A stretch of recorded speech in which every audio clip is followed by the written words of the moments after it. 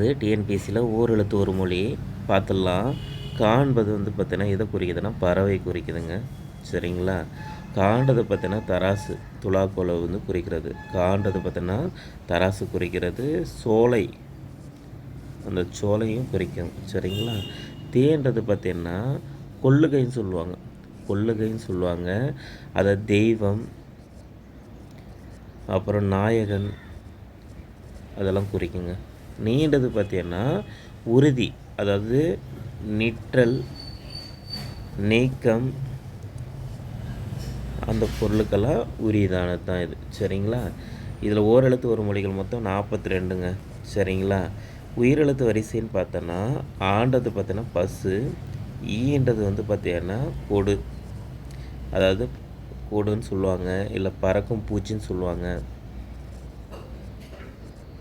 ஊன்றது பார்த்தோன்னா இறைச்சி உணவு அதெல்லாமே ஊதாங்க. ஏன்றது பார்த்தோன்னா அம்பு குறிக்குது. ஐன்றது தலைவன் அழகு வியப்பு இதெல்லாம் குறிக்கிறது. ஓன்றது வினாவும் குறிக்கிறது. மதகு நீர் தாங்கும் பலகைன்னு சொல்லுவாங்க, அதுவும் ஓதான் குறிக்குங்க. இது உயிரெழுத்து வரிசை. மெய்யெழுத்து வரிசை முக்கியமானது பார்த்தோன்னா கோனா தெரியும் அரசனு, சான்றது பார்த்தோன்னா இறந்து போ, சீனா இகழ்ச்சி, தீயன நெருப்பு, தைன்றது தைத்தல் தை மாதம், பாண்டது பாடல், பூண்டது மலர், மான்றது விலங்கு பெரிய மாமரம் இதெல்லாம் மீன்றது பார்த்தீங்கன்னா மேலே, மைன்றது அஞ்சனம், வான்றது அழைக்கிறது, வவ்வுன்றது புல்.